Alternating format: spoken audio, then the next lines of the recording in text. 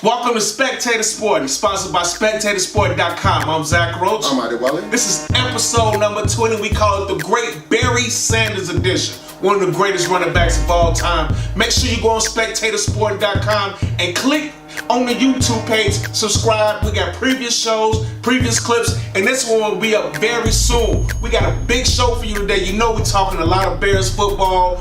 We got Valis Veto. Those Milwaukee Brewers will not go away. They just won't go away. But let's get right.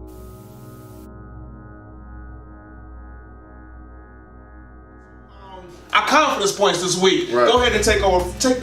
What's going on with this? Yeah, man. Last week in the NFL confidence points pool, week 3, I barely beat you by 1 point, 65-64. Mainly due to that the 49ers. You had the upset special of the week. You thought the 49ers was gonna go to Arrowhead. That was a disaster. Yeah, that was a disaster. Absolutely, man. Travis Kelce had the nice one-hand catch over the 49ers linebacker Reuben Foster. It looked like a video game right now. Yeah, man, no doubt. And that led to the Sammy Watkins 12-yard touchdown reception to put the Chiefs up 35-7 in the second quarter, okay? Unbelievable. And Jimmy G tried to do a little comeback, but he should have ran out of bounds, right? Yeah, he should have ran out of bounds. That's a tough blow for the 49ers. I mean, the 49ers had high hopes going into the season, but you got to remember, they already had lost McKinnon at the beginning of the season. They've had a lot of injuries, and this was just the icing on top of the cake. Yeah, and Richard Sherman, he might miss 2 to 3 weeks. Mm-hmm. So I'm glad you picked the 49ers last week.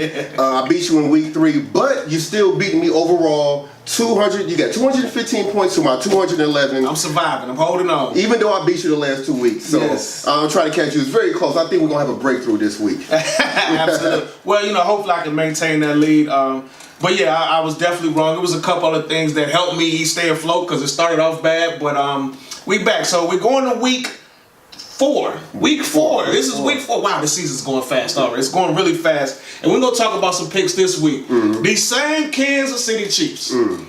Patrick Mahomes is lighting it up. I mean, right now on most people's board, if you just evaluate the first 3 games, he's MVP. Mm-hmm. He is MVP. 13 touchdowns, no interceptions at all. And that team is just loaded with weapon after weapon after weapon. You got Kareem Hunt at running back. You got Sammy Watkins. You got Travis Kelce. You got Tyreek Hill. I mean, they are absolutely light the scoreboard. But they're playing against a tough game, Denver Broncos defense. What's your thoughts on this game? Yeah, that's a good point because in their first 3 games, they played against the Bosaless Chargers. Then they played against the Steelers. They got the 29th ranked defense in the NFL. Then they just beat the mediocre 49ers defense, okay? Mm-hmm. Now they're going to Mile High, playing Von Miller up in the mountains in Mile High Stadium. It should be a tough game. But the Chiefs have scored at least 38 points in their first 3 games. Only 2 NFL teams since in the Super Bowl era has done that. The 67 Baltimore Colts and Randy Moss and Tom Brady 2007 Patriots, okay? Wow. So this is going to be a pretty good game. I got to watch it on Monday Night Football. Absolutely. I'm curious to see because he's going to have some... Von Miller. This is going to be the game. I know Von Miller is licking his chops. He wants to show the young quarterback what it's all about. But they're just so loaded and talented. So we're going to see. And not only are they loaded and talented, Patrick Mahomes is a better athlete than I thought he was. Mm. He can run with the ball. He can scramble with the ball. And he has a cannon for arms. So he's the real deal. I can see he is the real deal. Mm-hmm. There's no question about it. But with that being said, this is an AFC West battle. Division games are always really tough. So you can do all that, this, that, and the third. But when you play teams that know you, they know your tendencies.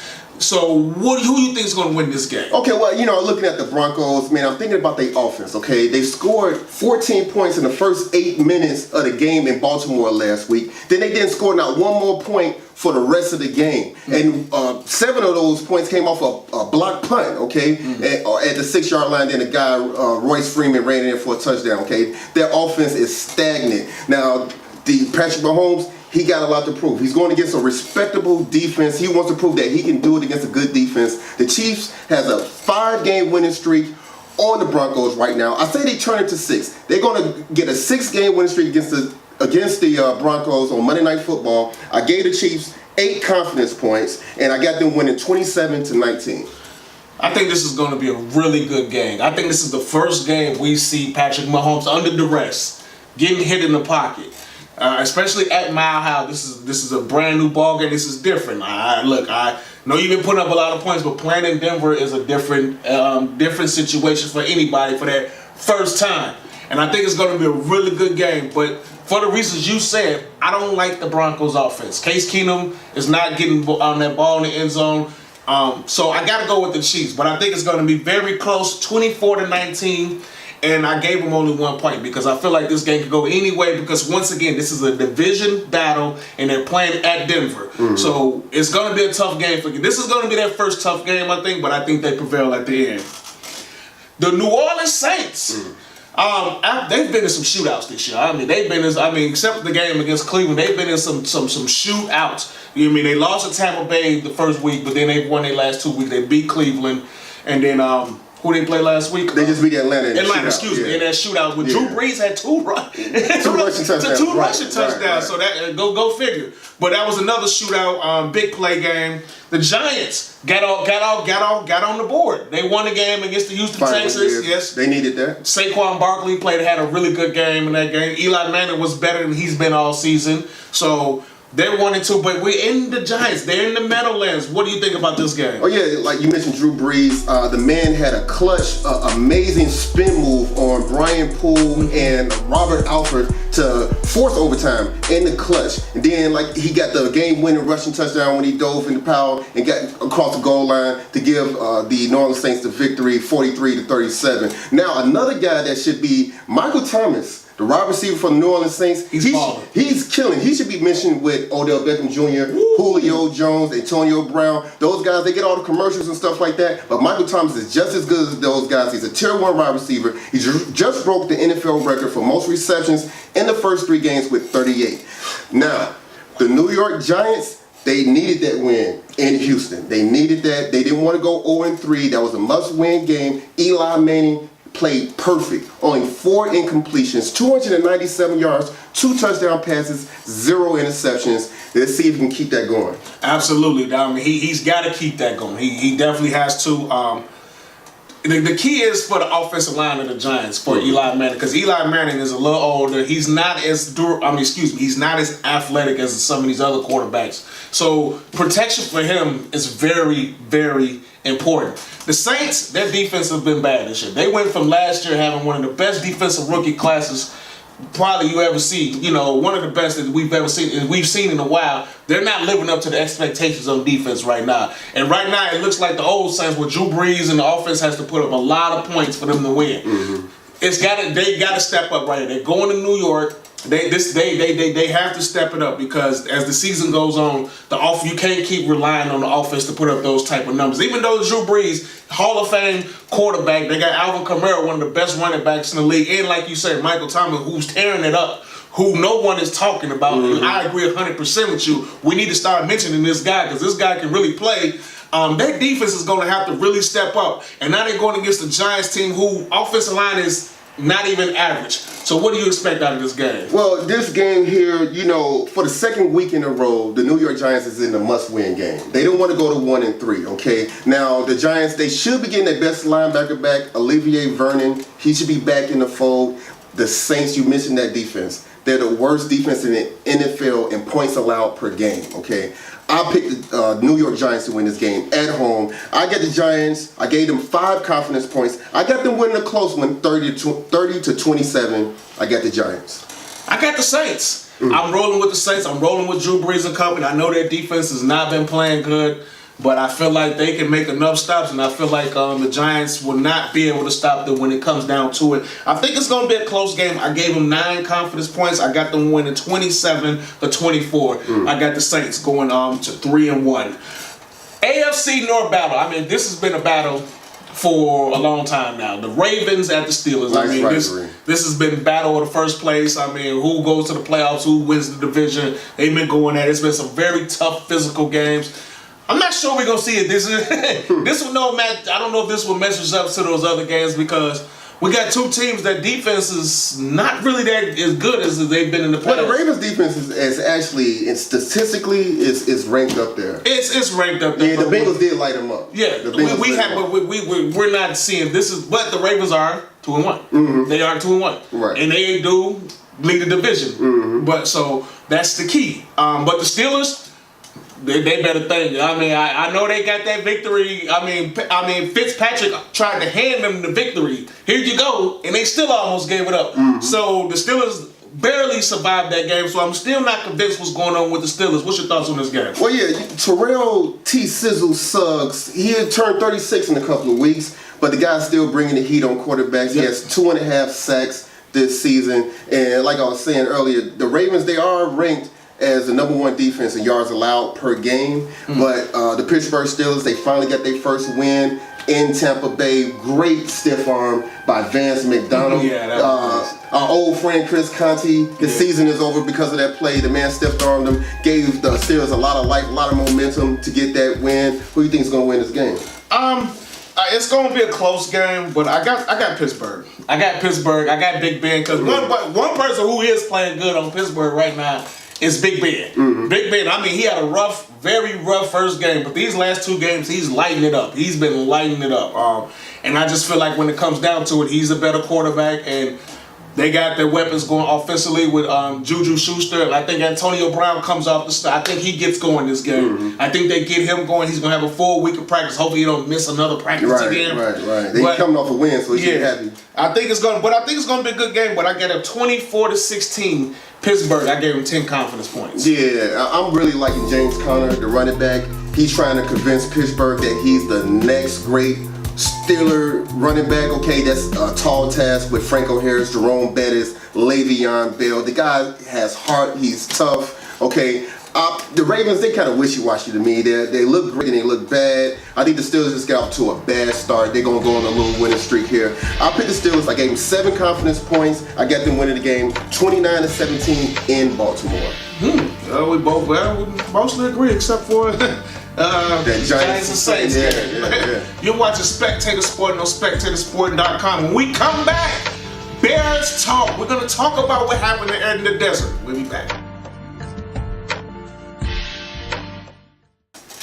Welcome back to Spectator Sport, and I'm Zach Roach. I'm Haden Waller. This is episode number 20. We call it the Barry Sanders edition. Make sure you go on SpectatorSport.com. My man's got some great articles on there. Make sure you go on the YouTube page, Spectator Sport, and subscribe. Hit that page. Previous clips, previous shows. You want to debate? Leave a comment. Let us know where we're wrong, and let us know where we're right. Big show today. We talking a lot of football. Don't forget, Valis Veto is here to talk baseball. Those damn Brewers will not go away. They just won't go away. But let's talk, we're going to talk about the Bears in the Arizona game. Right. So you want the good news first or the bad news first? I'll take the good news first. The good news is the Bears defense is monsters. Right. Khalil Mack and that defense is showing up. They are the real deal. I'm convinced. I know it's early. I don't like to predict early. I don't like it. But that defense is the real deal. Khalil Mack has had everybody stepping their game up. Even the secondary, the last couple games, have been playing their butts off. And it's just his presence on that field, and with Akeem Hicks, they are just dominating right now on defense. No question. What's your thoughts on the Bears defense? Yeah, the Bears defense, they really, the Bears offense been making a lot of mistakes, but the defense cleans it up for them, okay? I'm thinking about towards the end of the second quarter, the Bears are losing 14-3. Mitch Trubisky gets his pass tipped. Interception. The Cardinals are in field goal range, but Khalil Mack to the rescue, okay? He sacked Sam Bradford to take him out of field goal range, okay, so we can go into halftime 14-3. He saved the Bears at least 3 points on that play. Then towards the end of the third quarter, incredible interception by Sherrick McManus. I don't know how he intercepted that ball.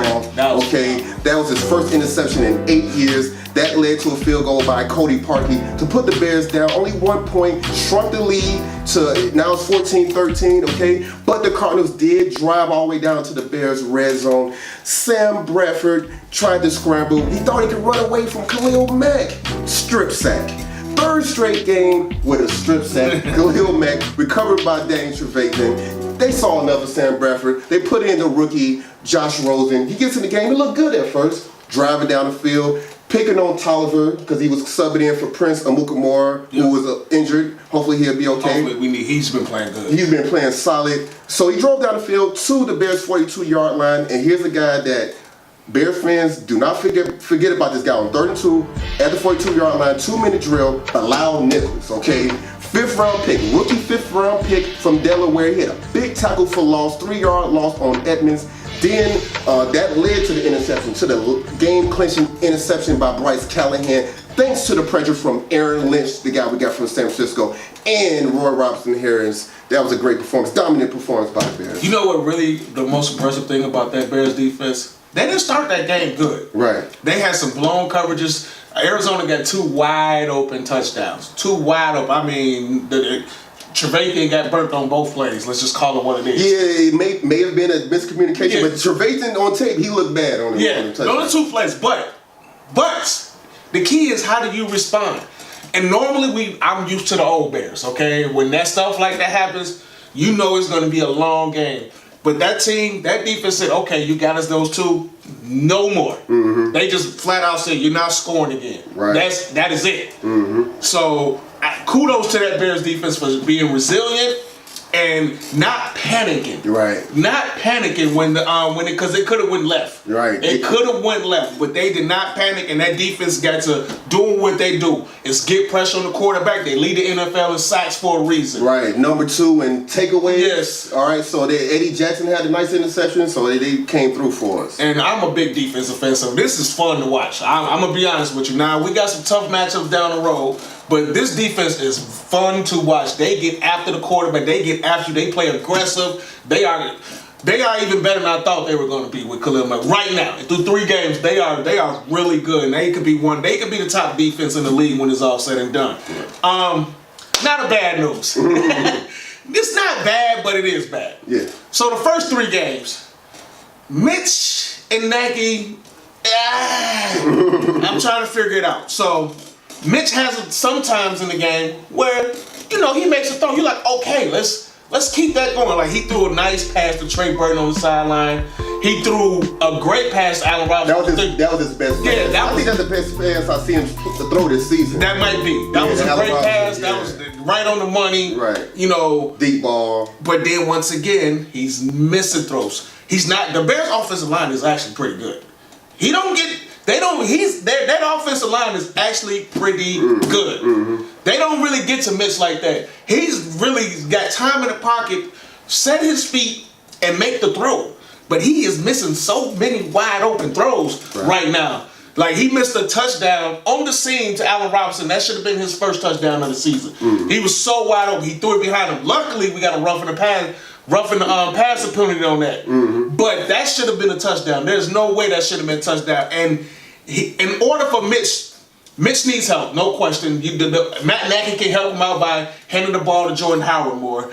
But those passes, any NFL quarterback, especially number 2 pick, you have to hit him. Mm-hmm. There's no excuse for that. No doubt. And it's really 3 plays that stood out to me that made me real concerned about Mitch Trubisky's development. The very first drive when he drove all the way down to the red zone and it was third, it was an obvious passing situation, and the Cardinals had 7 men on the line of scrimmage ready to blitz. The whole front 7 was right there ready to come at him, and I'm just waiting for this guy to do a check with me, do a hot route, okay?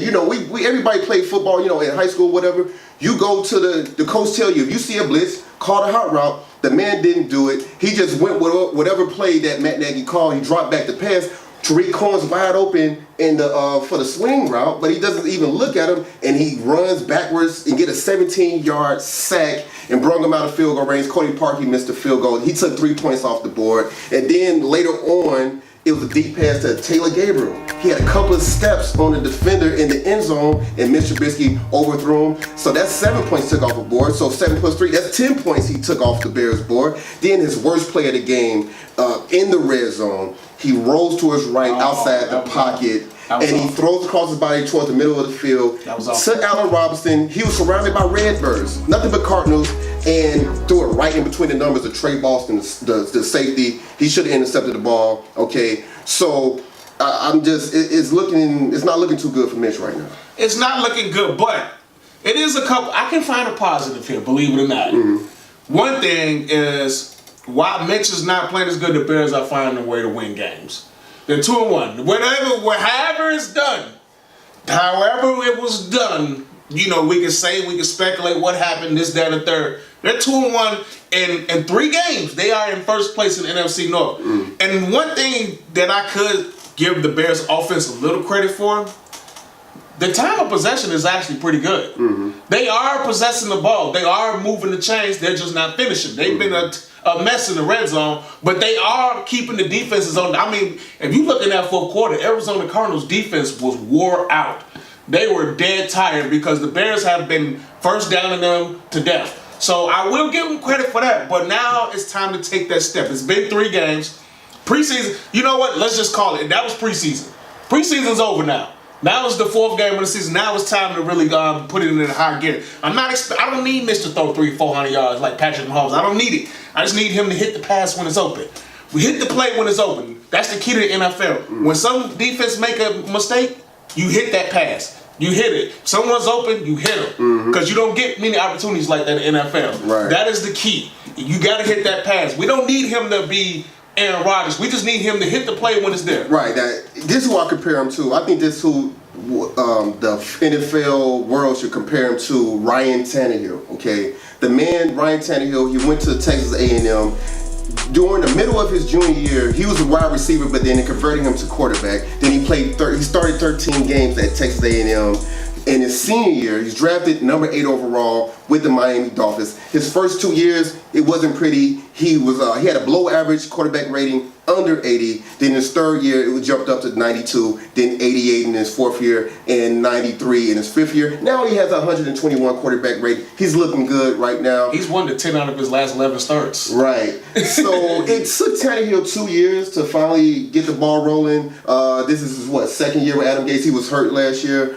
So that's someone you can compare Mitch Trubisky to. Hopefully he's developing, because we're stuck with Mitch. There's no alternative to Mitch. We don't have a first-round pick to 2021 because of the Khalil Mack trade. So Mitch just got to get better, man. He's got to get his stuff together right now. And he's pretty much reminding me of the 2005-2006 Bears when we had Kyle Orton and Rex Grossman out there, inexperienced, not knowing what's going on, tweaking and everything. Just, hey, let the defense win it for you. Don't have a turnover, don't have a strip sack and things like that. That's who Mitch is reminding me of right now. I hope he has a much better career than those guys, though.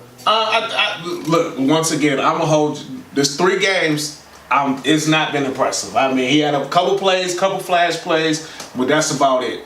But it's 3 games in. Can't panic. We just can't panic. I mean, Matt Nagy told us this was going to take time.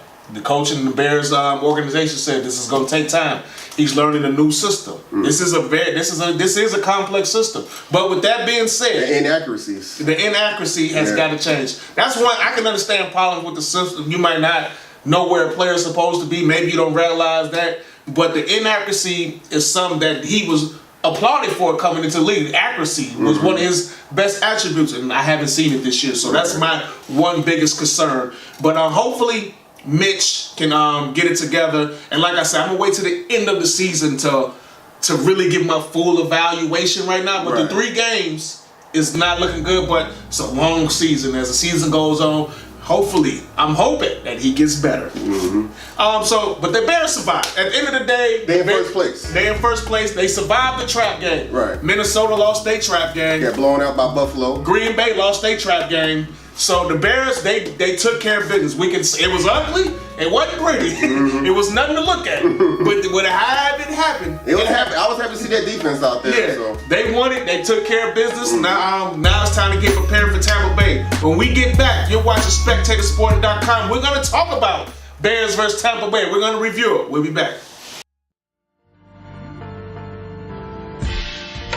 Welcome back to Spectator Sport, and I'm Zach Roach. I'm Adi Waller. This is episode number 20. We call it the Barry Sanders edition. One of the greatest running backs of all time, no question about it. Make sure you go to SpectatorSport.com and subscribe to the YouTube page, Spectator Sport. Also check out some dope articles written by my man right here, and much, much more. We talking a lot of football today.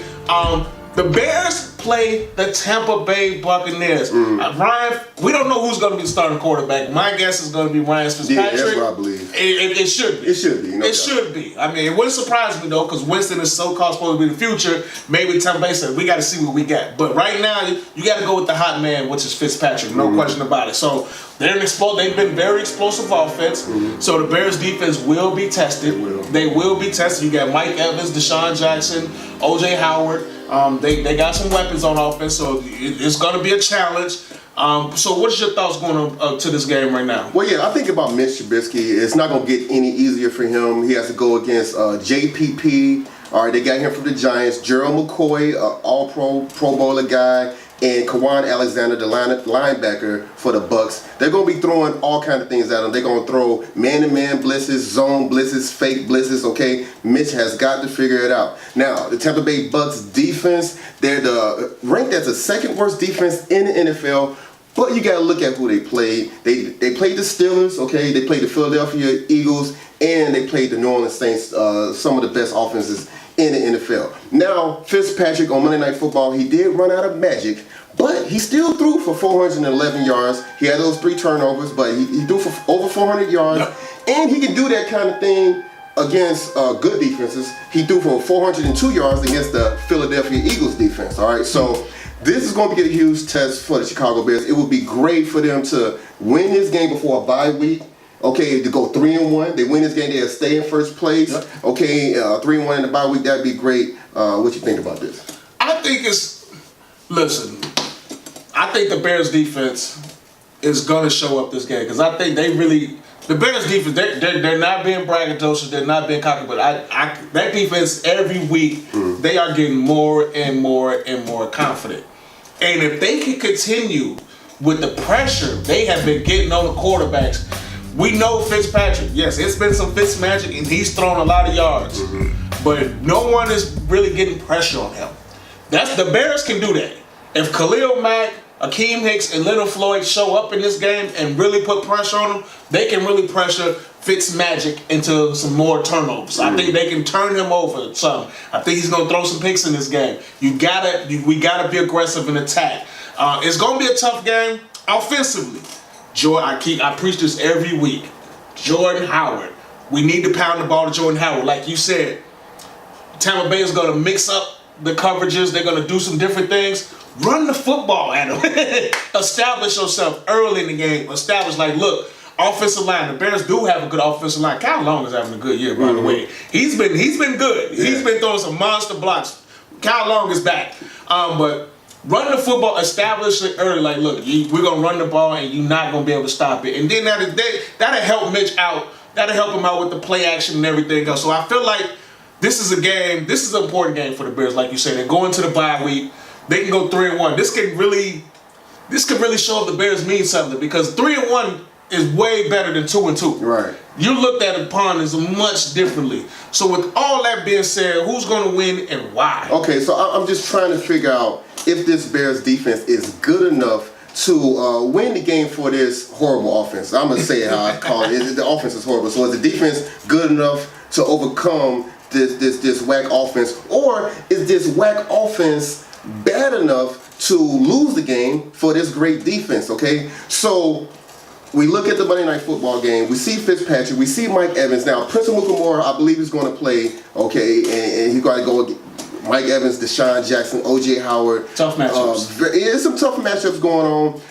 If the Bears, I'm going to go ahead. You know what? The Bears' offense is so bad. I mean, they can't put points on the board. They turn the ball over. I picked the Bucs. I picked the Tampa Bay Buccaneers. I gave them 9 confidence points. I got the Bucs winning this game, 23-15, okay? It's really because of the Bears offense. I think the Bears defense is good, but they're ranked number 8 in the league in points allowed per game with 18. But can the Bears offense score more than 18 points, okay? I just see them there driving and everything like that, but Mr. Trubisky, he's looking too uncomfortable. He's making me uncomfortable to pick the Bears. So I picked the Bucs. I gave them 9 confidence points. I see why you said, but damn it, this is going to be the game where the offense finally breaks through.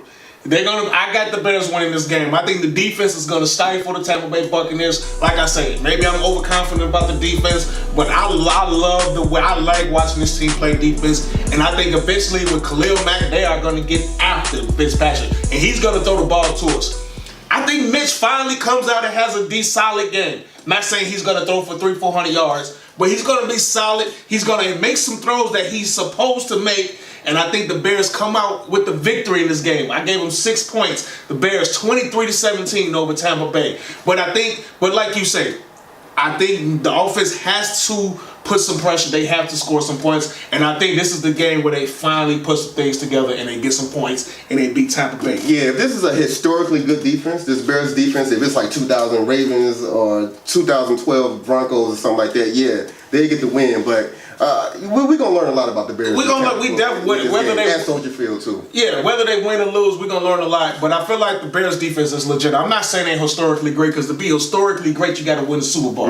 So I'm not going that far. But the talent level on this defense is pretty high, and Roquan Smith is starting to show up. He is starting to show himself. Yeah, and Little Boy took the club off his hand, so he should produce more as well. Yeah, and Prince Amukamara, I can't say Prince Amukamara. Yeah, say it for me. He's having a solid year. He's having a solid year, and Eddie Jackson is starting to show himself too. So it's a lot of talent on this defense, and they get after the quarterback. You're watching Spectator Sporting on SpectatorSporting.com. When we come back, Valis Veto is here to talk about the Cubs and those damn Brewers. We'll be back. Welcome back to Spectator Sporting. I'm Zach Roach. I'm Haden Waller. This is episode number 20. We call it the Barry Sanders edition. Make sure you go on SpectatorSporting.com, hit that subscribe button on the YouTube page, check out the dope articles from my man right here. We got previous shows, previous clips, and this one will be up very soon. We've been talking a lot of football, but now it's time to flip it and talk a little baseball. We got my main man, Valis Veto, here to talk about the Cubs, and let's just get right into it. Are you nervous? Extremely nervous. It's a rough time for Cubs fans. We were front running. Now we're in a chase. We're in some type of battle that we put ourselves in. 30 games and 30 nights. Tough. It's tough. Tough, absolutely. So the Brewers are breathing down their neck. They will not, I've been saying, they will not go away. They're just like that person that just, man, get away from me. They just will not go away. The Brewers are playing some really good baseball right now. They're 15-7 in September so far, so they've really been playing really good. If they played in a playoff series right now, in the best of 7 series, who would win between the Cubs and Brewers? I still would have the Cubs. If we were to make it over the hump, which everybody predicts us to get there, and get to a 5 to 7 game series, we still should be able to beat the Brewers. We should be able to beat the Dodgers, whoever we come up against. We just got to get there. They have to get over the hump. We've been going through a lot over the last few weeks with the whole incident we'll probably get to a little bit later, and a bunch of things that's going on, fatigue. A couple pitchers have been hurt, so there's a lot of things going on, but we're still strong. Yeah, the incident that you're talking about. Addison Russell, he's going through some legal issues right now with his ex-wife. So which Cub or Cubs should fill his void as he's going to be absent for some time now? Well, I think his void has already been kind of being filled, or they had predestined ideas about him being not on the team. Maybe they knew more than what we knew, but they brought in Daniel Murphy. We already had Ben Zobrist. Javi Baez is an MVP candidate. Javi Baez can slide right into that shortstop. You got Zobrist, who's a natural second baseman, and you have also Daniel Murphy, who's a natural second baseman as well. We shouldn't miss a beat. What's the guy's Listella? He can play infield positions. You got whoever. The Cubs are a Swiss Army knife. So Absolutely. I'm not really worried about it too much. No doubt. And so the Brewers, Christian Yelich, and the Cardinals, Matt Carpenter, are some strong MVP candidates in the National League. Do you think Javi Baez should come out on top and win that National League MVP? Well, I think it's going to be based on the records. I think whoever gets to the top of the heap should probably win the NL MVP. If it's Milwaukee, it should definitely be Yelich. If it's the Cubs, definitely should be Baez. But if the Cardinals so happen to get into the playoffs, even if all that stuff happens to go, they still might give a chance to give it to Carpenter, because Carpenter's had a hell of a year. This has been great for him. So yeah, no doubt, no doubt. And switching over to the American League, we got the Astros, the Yankees, the Oakland A's. Now, which of these teams is the biggest challenger to the Boston Red Sox in the American League to make it to the World Series? I think it comes down to familiarity. Yankees, for me, of course, because it's something about that old school mystique and that rivalry that will come back to haunt them. No matter if they win 120 games, the Yankees will probably have a way to beat them at some point and break their hearts. They've been doing it forever, so why not now? They have the same basic team makeup. They got strong pitching on both sides. You got super strong lineups on both sides. They just had a better year in a sense. They didn't have as many injuries. When I'm talking about Boston, they didn't have as many injuries as New York. So New York, their second best quote unquote player was hurt 40, 50 games. So I like the Yankees. Okay. The Red Sox have won 107 games, but the Astros have won 100, and the Astros are the defending champions. So, what's your thoughts about the Astros maybe coming out the American League going back to back? It's very possible. I like the AL completely. I'm talking about from the Oakland Athletics, who have the lowest payroll. That's Moneyball. Unbelievable. Yep. So they're going into the playoffs riding high. They don't have really too many great stars. They actually sell players at the end of the year almost every year, and they're still going to be in the playoffs. That's amazing. Then you got the Indians, who, my dark horse for the rematch. Quietly I want to see the rematch from 16 Cubs Indians, but they're there. They're in there. Then you got the rest of the guys we already talked about. The Yankees. And Houston, it's wide open to me. Even though Boston has the best record, it's really wide open. So I'm gonna put you on the spot right now before we get you out of here. Who's gonna be in the World Series right now? Right now, without anything happening, who's gonna be in the World Series? Right now, Cubs, Yankees. I said it last year. I could be wrong again like I was last year, but I'm looking for Cubs and Yankees. Now, realistically, Boston, Milwaukee. Yeah. Well, I think the Cubs are going to make it. I think the Cubs, but they're going to get dinged by the ex-White Sox, Chris Sale in the World Series. Boston Red Sox versus the Cubs. I think the Red Sox are going to come out on top. I got the Red Sox and the Cubs too. Yeah. That's going to be great for marketing. It's going to be the giant wall versus the ivy at Wrigley Field. It's going to be it's going to be it's going to be a Epstein thing. Really. It's gonna be fantastic, but I think the American League is definitely the powerhouse this year. I think whoever comes out the American League, much as I'm a Cubs fan, and much as I believe in the Cubs, because the Cubs have a lot of mystique and they have a lot of talent. They got players who play really well under pressure. Right. I just think the American League got it this year. Yeah. Hopefully I'm wrong. Good times for the Cubs, man. It'll be their first time in history getting their third straight pennant. Yes. In the history of the Cubs, I think they're gonna win it. I think they're gonna take the pennant from the Brewers. Absolutely. Absolutely. You watching Spectator Sporting on SpectatorSporting.com. We want to thank my main man over here, Valis Veto, for the dope Cubs talk. Thanks for the dope analysis. When we come back, we got more football talk. We'll be back.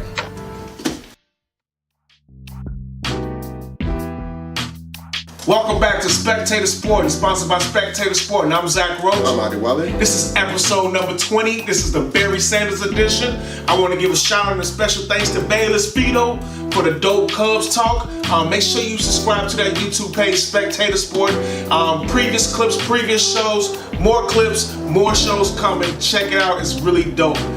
More football now. Right. More football. We talk a lot of football. But there's some other matchups that we didn't touch on. Give me a matchup that you're looking forward to seeing or interested in seeing. Yeah, it's got to be the Patriots. They're going against the Miami Dolphins. The Patriots looking pretty bad. They're 1-2. The Dolphins got to be the quietest 3-0 team I've ever seen. Okay, they're led by their defense. Xavier Howard, he had 2 interceptions last week against the Raiders, and the Dolphins is tied for second in the NFL in takeaways. Now, the New England Patriots, like I said, they're looking bad. They allowed the Detroit Lions to get that first 100-yard rusher in nearly 5 years when Kerryon Johnson had 101 yards, only 16 carries. Tom Brady had his worst game in a very long time. He only threw for 133 yards. It's crazy. Against Detroit. I guess Matt Patricia knows the playbook or something like that. I don't know what's going on. So the Miami Dolphins, they're riding high. They're everything's looking great for them. And the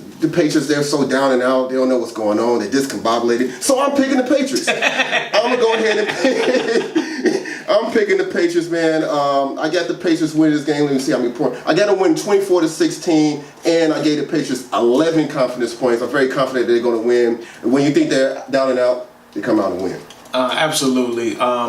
I wanted to pick the Dolphins, but look, we go through this every year with the Patriots. They have a couple bad games, and all of a sudden, is it over? Is the Patriot era over? Is Bill Belichick, is he done? And then all of a sudden, they go on like a 10-12 win game winning streak, and they're in the Super Bowl. I mean, so I'm not falling for it this year. I'm definitely going with the Patriots in the game. I gave them 11 points as well, too. I got them winning 27-14. Okay. How about that? Right. Game I'm looking forward to is kind of the Bengals. We wanted to see if the Bengals was real. Bengals at Atlanta. We wanted to see if they was real. Right. They lost to Carolina, so that was their first time. Now they're going against another NFC South team, the Atlanta Falcons. Atlanta Falcons finally showed that explosiveness that they was been missing for the last couple years. When Corey Ridley Calvin Ridley. Yeah, Calvin Ridley. Excuse me. Yeah, he went off. 3 touchdowns, deep balls and everything, and then Atlanta's. Even though they lost, they put up 37 points. That's the Falcons that we're used to seeing, putting up points on the board. The Bengals, they didn't look that good against Carolina. Carolina, a depleted roster beat the Bengals pretty much. Yeah. So I have to pick Atlanta in this game. I think Atlanta beats the Bengals this game. I gave them 7 points. I got them winning 34-21. I just think their offense will be too much. Matt Ryan and the Atlanta Falcons offense will be too much for the Bengals. Yeah. The Bengals, they're going down a tough stretch in their schedule right now. They had to play at Carolina last week after the Panthers came off a loss, okay? And now they got to go play at Atlanta. And Atlanta just lost to the New Orleans Saints. So I think the Bengals going to lose this game, man. I gave Atlanta 6 confidence points. I got them winning 27-20. I believe if Atlanta loses this game, they'll be 1-3. This is a must-win game for Atlanta. I get them winning this game. Yeah, I got them winning that game too. Should be a good game. Now, it's a couple, looking at our picks, it's a couple disagreements we got on here. You think John Gruden and the Oakland Raiders are going to get their first victory against Cleveland? Right. I'm not that confident about it. I got the Raiders winning 16-13. I only gave the Raiders 1 confident point. And I know Cleveland, they lead the league in takeaways this year. And Oakland, they've been winning. They had the lead in every game they have played this year. I just don't see Gruden going 0-4 down there in the black hole. Unless they're tanking. Maybe they just want to tank and just lose the whole season and go 0-16 and draft Nick Bosa to take Khalil Mack's spot. I don't know. Well, they've been really struggling in the second half. You know, they've had the lead at halftime in every game, like you said, but then they get blown out the water in the second half, whatever happens. They've scored a total of 3 points in the fourth quarter this year. Derek Carr is turning the ball over in the fourth quarter. This ain't the Derek Carr that we knew from 2 years ago when the Raiders were 12-4 and went to the playoffs. So something is not right there. I don't know what it is. That's why I'm picking Cleveland, because I feel like Cleveland defense, I know the story is going to be Baker Mayfield. And Baker Mayfield, I mean, let me tell you something. When he came in that game against the Jets, you see why. You automatically, it didn't take no time to see why he was the #1 pick. That dude is the real deal. I mean, it's just he just brings a energy to your team. It's just like he got some moxie. Yeah, he got some moxie. It's just this confidence. He's just like I've been saying this for a long. He's just like a guy that you want to just go play with. Like, man, I want to go. I want him. I want him on my team. He's got that type of aura about himself. That's why I gotta pick Cleveland here. Defense, strong defense. You was high on Baker Mayfield when he came into the draft. Yeah. I've been high on Baker Mayfield for a while. So I'm going with Cleveland, but I think it's gonna be a close game because this is his first start on the road. That's why I went with Oakland. Man. Yeah, it's on the road, but this ain't the black hole, like the old black hole. Right, you right. Yeah. This it ain't the same. Gruden needs this win though. He cannot go 0-4 because that fan base, they already ticked off they got rid of Khalil Mack. Yeah. But I got them winning 20-17. I gave the Browns 2 points. Okay. 2 points. Another game we got here. Let's see. You pick Houston. I went with kind of the upset with Indianapolis. Is that upset? I don't think it's upset because Houston hasn't won a game.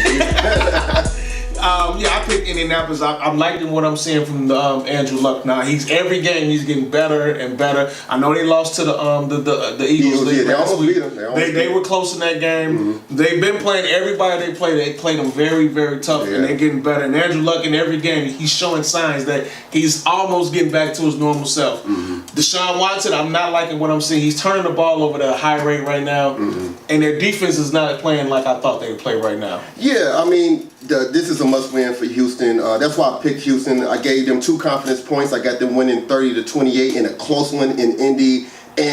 But they got to win this game. Only the 1992 San Diego Chargers, when they were San Diego Chargers, okay? The 92 Chargers went 0-4 and made it to the playoffs. The only team in the Super Bowl era to do that, okay? So the Texans, they don't want to get behind the 8 ball like that. I'm just pretty much just going, they got their backs against the wall. They had so much high expectations going into the season. Starting off 0-4 would be devastating. I'm just somehow, some way, I feel like they're going to pull it out. How many points you give them? I gave Houston 2 confidence points. I'm not that confident in them. I gave them 2 confidence points. I gave Indy 3, so I'm not like super confident. I got them winning 21-20, so I got to feel like it's gonna come down to a field goal or something like that. Mm-hmm. For the rest of our picks, go ahead and take a look at the rest of our picks. They're up there. See if we all agree or disagree. Couple quick games before we get out of here. Mm-hmm. The Titans beat Jacksonville last week. Will they beat Philly this week? Well, the Titans are 2-1 very quietly with a defense that is 4th in the NFL in points allowed per game. But Marcus Mariota, he has a sore elbow, and then Blaine Gabbert, the backup quarterback, he's in concussion protocol. That's why I picked Philly, man. I gave Philly 14 confidence points. I got them winning this game 20-9. No, the Titans will be 2-2 after. I agree with you. I got Philly 21-17. I gave them 12. Dallas. Dallas and Detroit. This is like both teams 1-2. Detroit come off a monster victory over the Patriots. Dallas come off a terrible loss to the Seahawks. Who you got in this one? Yeah, I'm shocked, man. I'm shocked the Cowboys is the 2nd worst team in points per game, okay? But they're in Dallas, okay? Detroit, they're wishy-washy, man. They're mediocre. I got Dallas winning this game. I got them winning 27-26, 1 point. Only winning by 1 point. I gave Dallas 4 confidence points. I gave them 4 as well, too. I gave Dallas, and I got them winning 20. You off my sheet, huh? Yeah, I never studied these. I didn't study. But I got them winning 20-17. I think Zeke gets off. I think this is Zeke's week this week. I think this is the week he shows out. And hopefully it's my week. You beat me by 4 points, 215 to 211 in the confidence points pool. I'm trying to catch you, man, and see what happens. We'll see. We want to give a shout out and thanks to Valis Veto for coming talking Cubs. You're watching Spectator Sporting on SpectatorSporting.com. This was episode number 20. Until then, until episode 21, we out.